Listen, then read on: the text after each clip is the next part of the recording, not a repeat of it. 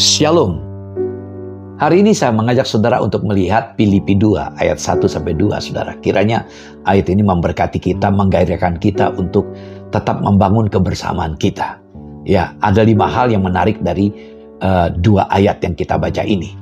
Demikian firman Tuhan, Filipi 2 ayat 1 dan 2. Jadi karena dalam Kristus ada nasihat, ada penghiburan kasih, ada persekutuan roh, ada kasih mesra, dan belas kasihan. Karena itu, sempurnakanlah sukacitaku dengan ini.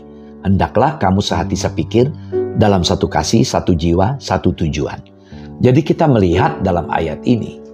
Jadi ada gangguan dalam hubungan, relasi di dalam gereja yang ada di Filipi.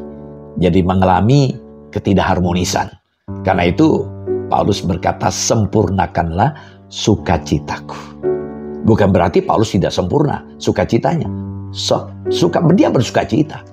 Karena tema surat Filipi adalah sukacita. Tapi dia ingin merindukan betul-betul sukacita itu menjadi sempurna ketika melihat jemaat di Filipi itu kompak. Nah, yang pertama kita lihat perikop ini dimulai dengan apa, saudara?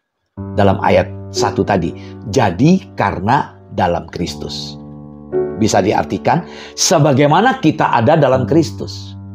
Jadi kalau kita ada dalam Kristus, kita sadar bagaimana kita bersikap begitu. Yang kedua, anak-anak kalimat penyebab utama dikatakan tadi, jadi karena. Perhatikan, jadi karena kita ada dalam Kristus. Ya, jadi penyebab utama menganggap dasar pemikiran itu benar, maksudnya. Yang ketiga, dalam Kristus ada nasihat.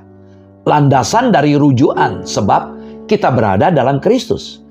Karya dan teladan Tuhan Yesus serta pengenalan kita akan Kristus adalah sumber aliran nasihat, penghiburan kasih, persekutuan roh, kasih mesra dan belas kasihan. Tanpa sumber itu semua kesatuan di antara manusia hanyalah semu belaka. Kita nggak mungkinlah bisa menyatu tanpa sumber ini.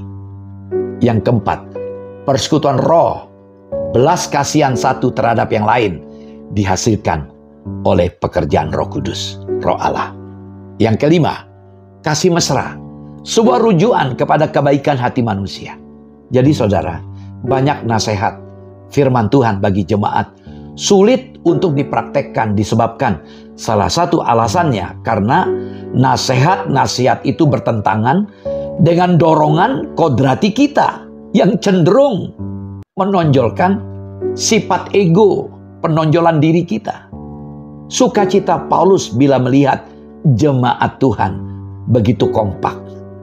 Artinya tidak ada perpecahan. Karena sejatinya orang Kristen adalah pembawa damai. Itu dikatakan dalam Matius 5 ayat 9. Kerinduan Paulus menjadi kerinduan kita tentu bukan? Supaya kita tetap kompak. Ada damai di antara kita. Shalom. Tuhan Yesus memberkati.